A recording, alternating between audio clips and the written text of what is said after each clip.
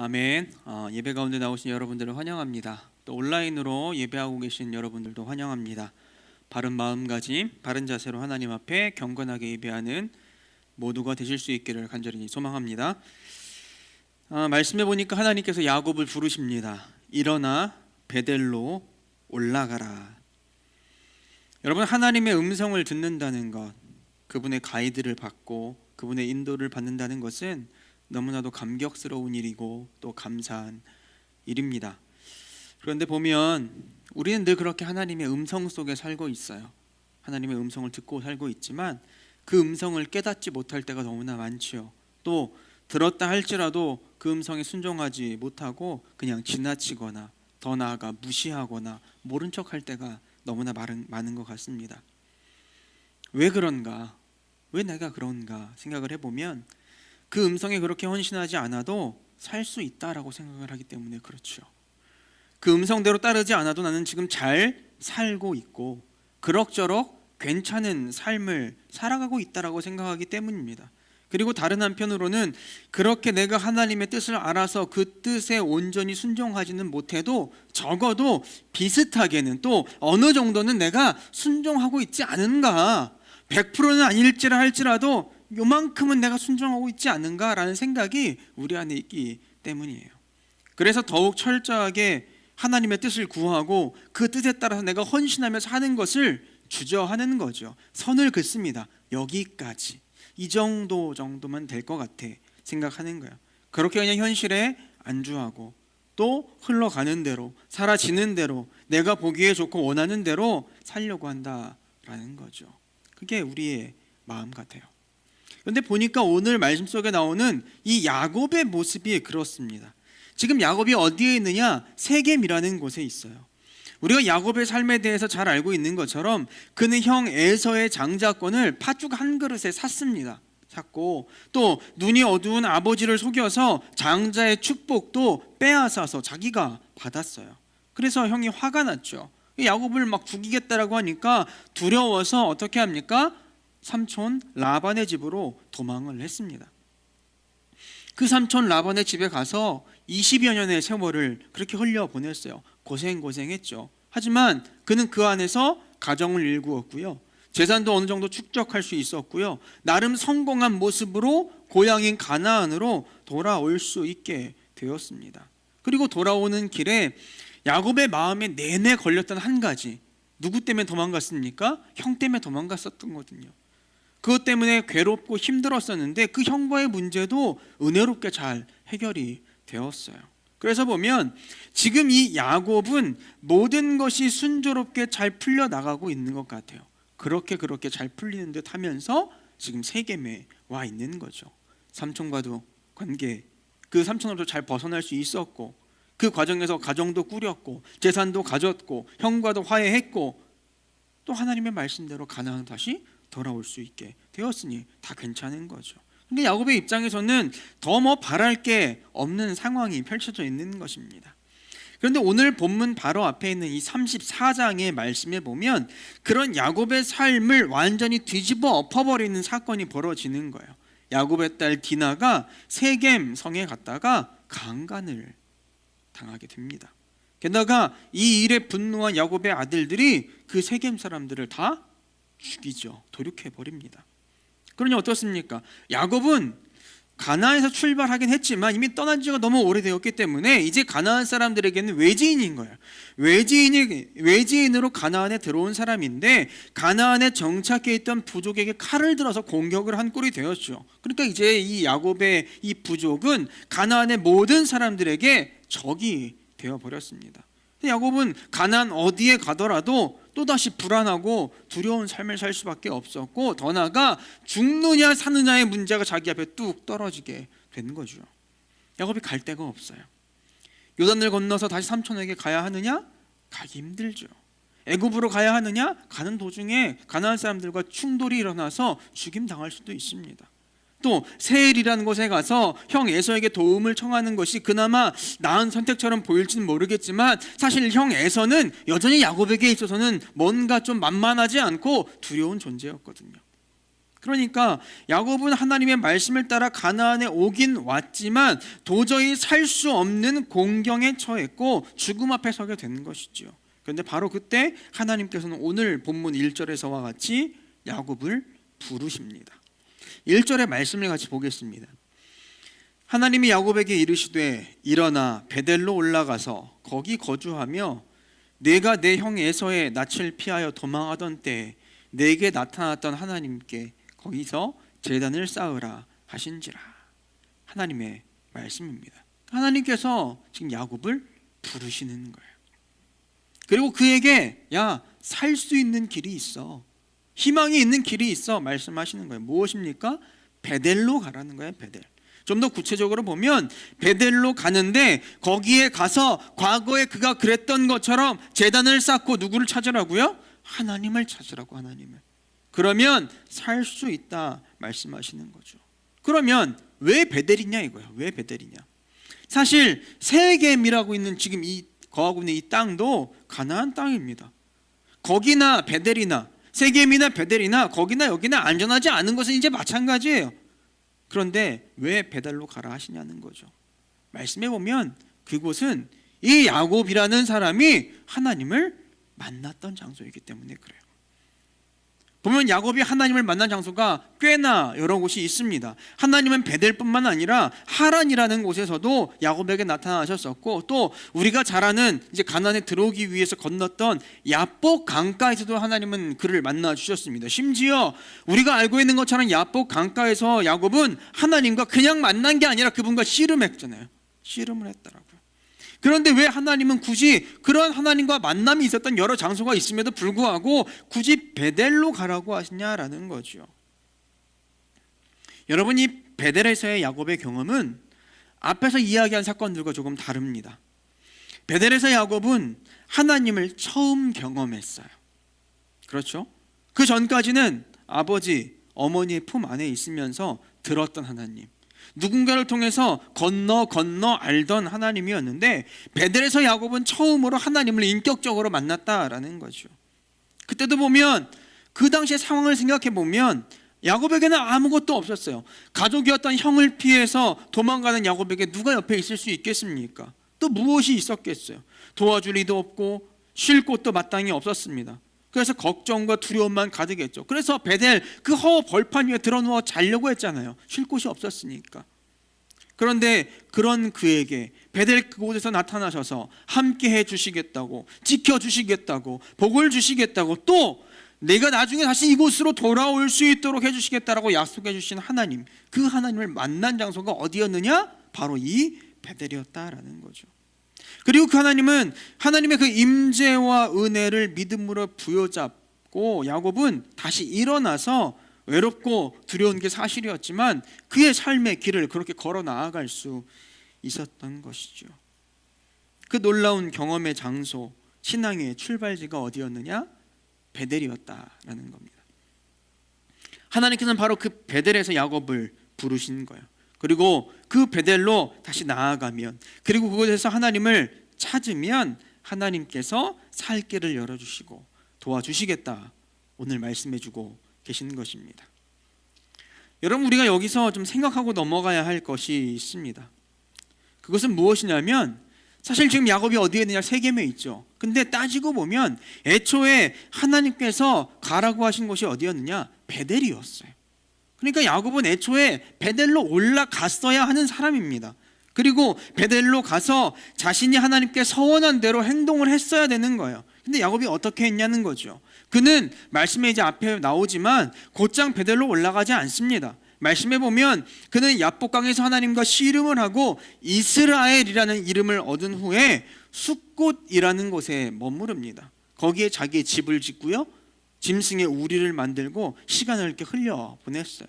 또 그리고 나서 이동하나 싶어서 봤더니 베델이 아니라 세겜, 오늘 이들이 머물고 있는 세겜 성으로 갔다는 거죠. 그리고 그곳에서 무엇을 하느냐? 33장 18절에서 30절에 보면 이렇게 나오는데 아예 돈을 주고 그 땅의 일부를 샀다는 거예요. 뭐 하려고? 떠날 땅을 왜 삽니까? 이 말은 거기에 아예 정착을 하려고 했다라는 거예요. 여러분, 세겜은 베델과 그리 멀지 않습니다. 거리상으로 30km, 40km 그 정도밖에 차이가 안 나는 곳입니다. 그렇다고 해서 이 세겜이 베델이 될 수 있느냐? 그건 아니거든요. 지금 야곱이 무슨 생각을 하고 있는 것입니까? 야곱은 이 정도 왔으면 됐지, 저기 베델이 보이니까 나 이 정도에 머물러 있으면 되겠지 하고 있는 거예요. 하나님께서 말씀하신 곳, 그리고 내가 서원한 곳이 이곳에서 그리 멀지 않으니까 내가 여기에 그냥 머물러 살아도 되겠지 했다라는 거죠. 왜요? 자기가 보기에 거기보다, 베델보다 세겜 여기가 살만한 곳처럼 보였거든요. 여기가 내가 살고 싶은 곳처럼 여겨졌기 때문에 그런 거죠. 그래서 말씀 20절에 야곱이 어떻게 합니까? 세겜에다가 단을 쌓아요. 그리고 그곳 이름을 뭐라고 했느냐? 성경에 보면 엘렐로헤 이스라엘이라고 했습니다. 이 뜻은 그렇습니다. 하나님은 이스라엘의 하나님이다. 야곱이 이스라엘이잖아요. 이름을 바꿨잖아요. 하나님은 나의 하나님이다 라고 하면서 예배했다라는 거죠. 그는 그렇게 그곳에서, 세겜에서 하나님을 예배하고 아예 정착하려 했어요. 하나님이 아니라 내가 보기에 좋은 곳에 안주하려고 했다라는 거죠. 여러분 보세요. 이와 같은 야곱의 자세는 어느 정도는 신앙인처럼 보일 수 있어요. 그렇지 않아요? 돌아왔잖아, 가나안에. 하나님이 말씀하신 그 언저리로 돌아왔잖아요. 그러니까 어느 정도 신앙인 것처럼 보일 수 있습니다. 그러나 좋은 신앙이라고는 말할 수 없을 것 같아요. 신앙이 뭐냐? 신앙은 애매한 것을 버리고 분명한 것을 붙잡는 거예요. 이쯤 하면 됐지, 이 정도면 괜찮겠지, 나 정도면 잘하는 거겠지 하는 마음은 하나님께서 원하시는 마음이 아닌 거예요. 이런 신앙은 자기 주관적인 신앙이죠. 자신이 판단하고 평가하는 나쁜 신앙입니다. 자고로 신앙은 온전해야 하고 애매하지 말아야 합니다. 믿어도 제대로 믿어야지, 믿는다고 하면서 내 뜻과 내 마음대로 믿으면 그건 잘못된 신앙이죠. 레위기 1장 말씀에 보면 번제를 소개하면서 비둘기에 대한 이야기, 비둘기를 바칠 때의 이야기를 하고 있습니다. 근데 다른 동물들과는 다르게 비둘기는 특별한 과정으로 번제를 드리라라고 말씀을 하는데, 거기에 말씀을 보면 이렇게 설명을 합니다. 그 모이 주머니와 모든 더러운 것들은 다 제거해서 버린 다음에 비둘기의 나머지를 바쳐라라고 말씀하세요. 여러분, 비둘기는 율법에 의하면 깨끗한 동물입니다. 원래 제사 드리는 동물들은 율법에 의해서 깨끗한 동물들만 드리게 되어 있잖아요. 그 비둘기도 깨끗한 동물에 속해 있는 종류라는 거죠. 그런데 왜 깨끗한 동물임에도 불구하고 그 안에 있는 모이 주머니와 더러운 것들을 버리라 하시느냐? 이 비둘기는 깨끗하지만 혹여라도 날아다니다가 그가 부정한 생물이었던 벌레 같은 것들을 잡아서 먹고 자기 몸속에 가지고 있을까 봐, 동물 자체는 깨끗하지만, 비둘기 자체는 깨끗하지만 그 안에 더러운 것이 있을까 봐 애초에 그 더러운 것들의 가능성을 다 떼버리는 거예요. 하나님 바치기 전에 다 제거해버리는 거예요. 그리고 확실한 것만 드리는 거예요. 명확한 것만 드리는 거예요. 그 뜻대로 바친다라는 거죠. 지극히 온전한 순종을 말씀하시는 건 아닌가요? 자기가 보기에 이 정도면 괜찮겠지, 이 정도 깨끗한 동물이면 받으시겠지가 아닙니다. 온전한 재물, 온전한 순종, 온전한 믿음을 원하시는 하나님이시라고요. 그냥 내 생각대로, 좋은 대로, 내 생각에 바른 것 같은 대로, 적당히가 아니라 하나님이 원하시는 뜻대로 온전히 순종하고 온전히 바치라 명령하셨다라는 거예요. 마찬가지, 여러분, 야곱이 제단을 쌓고 예배해야 할 곳은 엘렐로헤 이스라엘이라고 고백했던 세겜이 아닙니다. 베델이었어요. 창세기 31장 13절에 보면 이렇게 말씀합니다. 나는 베델의 하나님이라. 내가 거기서 기둥에 기름을 붓고 거기서 내게 서원하였으니 지금 일어나 이곳을 떠나서 내 출생지로 돌아가라 라고 말씀하셨습니다. 하란에서 야곱에게 나타나서 명하셨던 하나님의 말씀이 이러했다라는 거예요. 보면 하나님께서는 베델에서 언약을 해주셨어요. 또 그곳으로 돌아가라 말씀하셨다라는 거죠. 그러니까 야곱이 제단을 쌓아도 하나님께서 자신에게 나타나셨고 언약해 주셨고 또 돌아가라고 말씀하신 그 베델에 제단을 쌓고 예배하고 돌아갔어야죠. 근데 야곱은 그 베델로 가지 않고 베델 근처에 있었던 세겜에 머물렀다는 거, 그리고 그곳에 단을 쌓았다는 거. 애매한 곳이죠. 애매한 곳입니다. 가나안이긴 하지만 하나님이 원하시는 곳은 아니었어요. 하나님이 보시는 것과는 상관없이 그저 야곱 자신이 보기에 좋고 괜찮은 곳 세겜인 거예요. 야곱은 에서의 문제가 해결이 되니까 아마도 다시 예전의 자기의 모습이죠. 자기의 생각과 자기의 욕심을 쫓아서 살고자 하는 마음이 들었던 것 같아요. 그리고 이것은 야곱의 크나큰 실수였습니다. 하나님이 기뻐하지 않는 모습이죠. 그리고 그 대가가 이제 창세기 34장의 말씀에 아까 이야기했던 것처럼 나오는 거죠. 그 세겜 땅에 머물던 그의 가족에게 문제가 일어나는 겁니다. 디나가 몹쓸짓을 당하고 그로 말미암아서 그의 아들들이 사륙을 벌이는 일이 벌어지게 되었다라는 겁니다. 자, 그리고 이제 우리가 읽은 35장의 말씀입니다. 여러분, 이제 야곱이 할 수 있는 일이 없다고요. 진퇴양난에 빠졌습니다. 헤어나올 구멍이 보이지 않아요. 그런데 그런 그에게 하나님이 찾아오셨어요. 그리고 말씀하신 그분의 말씀 속에서 이 야곱이 다시 정신을 차리는 거죠. 깨달음을 얻는 거죠. 무엇을 깨달았습니까? 내가 하나님을 또 잊고 있었구나. 내 뜻대로 살려고 했구나. 내가 하나님의 음성을 또 모른 채 하고 외면했구나. 깨달은 거예요. 그래서 어떻게 합니까? 다시금 온전한 순종을 이 자리에서 결단을 했죠. 2절의 초반에 뭐라고 나오느냐? 야곱이 이해라고 나오죠. 이해, 야곱이 뭔가 이제 행동을 바꿔서 행동하겠다라는 거예요. 다시금 야곱은 하나님의 말씀에 전적으로 순종하기로 결심을 합니다. 사실 지금 상황에 베델로 간다는 것은 더 위험할 수도 있어요. 어쩌면 야곱에게 있어서는 베델로 가는 것보다 정말 하고 싶지 않겠지만 다른 방법이 없으니까 형을 찾아가는 게 제일 좋은 방법이었을 것 같은데, 지금 야곱은 뭔가를 깨달은 다음에 야곱은 이런 인간적인 생각을 다 내려놓는 거죠. 다시 한번 하나님 앞에 순종하기로, 그것도 철저히 순종하기로 작정을 합니다. 그러면서 특별히 말씀 2절 이하의 말씀을 보면 그가 얼마나 명확하게 작정을 했는지가 나와요. 야곱은 자신을 포함해서 자신과 함께 있는 온 가족과 사람들에게 뭐라고 얘기하느냐? 이방 신상을 버리고 정결하게 하라라고 말씀을 합니다. 4절에 그것이 나오죠. 그들이 자기 손에 있는 모든 이방 신상들과 자기 귀에 있는 귀고리들을 야곱에게 주는지라.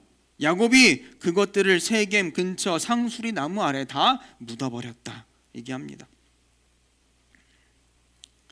보면 야곱과 그의 사람들은 이런저런 인생의 이 여정 속에서 또 그 가운데서 만난 하나님과의 만남 속에서 어느 정도는 하나님의 사람다운 모습일 거라고 우리는 생각을 했는데, 근데 오늘 말씀 속에서 그들에게 쏟아져 나오는 그 우상들과 우상 숭배의 도구들을 보란 말이에요. 하나님을 따른다고 하면서도 여전히 이곳저곳에 쥐고 있었던 세속적인 것들, 하나님이 기뻐하시지 않는 것들, 또 하나님과 세상 사이에서 타협했던 것들이 그렇게 많이 쏟아져 나오더라는 겁니다. 야곱 어떻게 합니까? 신앙적인 결단과 함께 다 땅에 묻어버리는 거예요. 없이 한다는 겁니다. 그리고 순종의 길, 베델을 향한 길을 그냥 떠나는 거예요. 다시금 온전히 하나님을 의지하면서 내가 전심으로 하나님께 나아가겠다라는 결단 속에 행동했다라는 거죠. 여러분, 우리도 오늘 말씀 속에 있는 이 야곱과 같이 어떤 어려움을 만나고 고난을 당하게 되었을 때 단지 그 어려움만 피하는 데 급급한 것이 아니라 야곱이 마음 먹었던 것처럼 이때야말로 내가 하나님께 돌아갈 기회구나. 이 기회를 통해서 정말 하나님이 기뻐하시는 사람이 되어야 하겠구나. 나의 삶과 우리의 가정과 우리의 공동체 속에서 하나님이 싫어하시는 것들을 내가 청산하고 그분이 기뻐하시는 모습을 내가 되찾아야 하겠구나.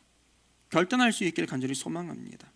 이게 복받는 자의 비결이고요, 은혜 받는 자의 비결이고요, 하나님께 진짜 도움을 받을 수 있는 자의 모습이다라는 겁니다. 여러분 생각해 보세요. 야곱이 오늘 겪게 된 이 고난과 깨달음이 있기 이전에 자신과 자신의 사람들 안에 있었던 그 우상 숭배와 같은 부분들, 하나님이 기뻐하시지 않는 부분들을 모르고 있었겠습니까? 몰랐다가 그걸 내놓아봐 했더니 막 쏟아져 나온 걸까요? 아니죠. 사실 다 알고 있으면서도 차일피일 청산하지 못하고 있었을 겁니다. 그러다가 이제 이런 문제 속에서 깨닫는 거죠. 지금 내가 신앙적인 결단을 내리지 못하면 진짜로 결단 난다는 거. 더 머뭇거리고 애매하면 정말로 내가 베델로 나아갔다는 거예요. 여러분 보세요. 오늘도 우리는 온라인으로 예배를 하고 있습니다. 코로나로 인해서 모이지도 못하고 각자의 집에서 또 있는 곳에서 지금처럼 비대면으로 예배를 하고 있죠. 보면 이런 우리의 현실은 참으로 가슴 아프고 괴로운 일입니다. 불편하지요. 그러나 한편으로는 바로 이때가 다시금 우리의 처한 모습을 돌아보고 우리 안에 청산하고 바로 세워야 할 것이 무엇인지를 고민하는 계기가 되어야 하지 않겠습니까? 우리 모두가 그럴 수 있기를 소망합니다. 여러분 생각해 보세요. 혹시 지금 세겜에 머물고 있는 야곱의 모습이 나의 모습은 아닌지. 우리가 처음 예수를 믿었을 때는 그 구원의 뜨거운 감격으로 회개의 눈물을 흘리면서 말씀과 기도에 열심이었습니다. 근데 지금은 어떻습니까? 교회의 일이라면 모든 것 제쳐주고 먼저 달려가곤 했습니다. 근데 지금은 어떠냐라는 거예요. 근데 세월이 지나면서 신앙의 연수가 쌓이면서 그 열정은 점차 식어져 갔고 순수했던 신앙의 모습은 조금씩 세상과 타협해가는 것이 우리의 모습 아니었냐라는 거죠. 그리고 그 결과가 오늘날 코로나라고 하는 어려움 앞에서 허망하게 무너져버리고 민낯을 드러내버린 이 한국교회와 우리의 모습으로 나타난 것은 아닐까요? 여러분, 하나님께서는 그 옛날 야곱에게 주셨던 이 말씀을 통해서 우리를 향해 첫 신앙의 마음으로 우리의 베델로 돌아가라고 말씀하고 계십니다. 애매한 자리를 떠나서, 타협하던 자리를 떠나서, 불신앙의 자리를 떠나서, 게으름의 자리를 떠나서 내가 하나님을 진솔하고 뜨겁게 만났던 그 은혜의 자리를 찾아서 나아가라 라고 말씀하고 계세요. 어떤 모양이고 어떤 형편이든 간에 나의 베델을 회복하라 라고 말씀하십니다. 여러분, 소망하기는 이제 일어나 세속과 타협과 불신앙을 떠나 하나님을 향해 나아가길 결단하십시다. 그리고 우리의 첫 신앙의 자리, 뜨거움의 자리를 다시 찾아가도록 합시다. 그리고 그곳에서 그동안 잃어버리고 놓쳤던 첫사랑의 순수함과 그 열정과 그 열심을 되찾도록 합시다. 말씀 9절 이하를 보면 이제 그렇게 결단하고 베델로 나아간 야곱, 그곳에서 제단을 쌓고 하나님을 구하는 야곱에게 하나님이 또다시 찾아오세요. 그리고 막혔던 것이 뚫린 것처럼 하나님은 야곱에게 다시금 축복의 약속을 쏟아 부어 주시고 회복시켜 주십니다. 또 5절을 보면 야곱을 두렵게 했던 주변의 가나안인들의 보복도 하나님께서 그들의 마음속에 두려운 마음을 심어 주셔서 공격하지 못하도록, 괴롭히지 못하도록 지켜 주셨습니다. 베델의 회복과 함께 온 축복이고 은혜인 줄로 믿습니다. 여러분 앞에서 오늘의 고백한 이 고백이 울림이 될 수 있기를 간절히 소망합니다. 그래서 그 옛날 야곱이라고 했던 어떤 사람의 한 이야기로 끝나는 것이 아니라 그 모습을 보면서 나의 모습을 돌아보고 야곱과 같이 결단할 수 있기를 소망합니다. 보면 어려움 앞에서 서서 보이는 두 종류의 사람의 모습이 있어요.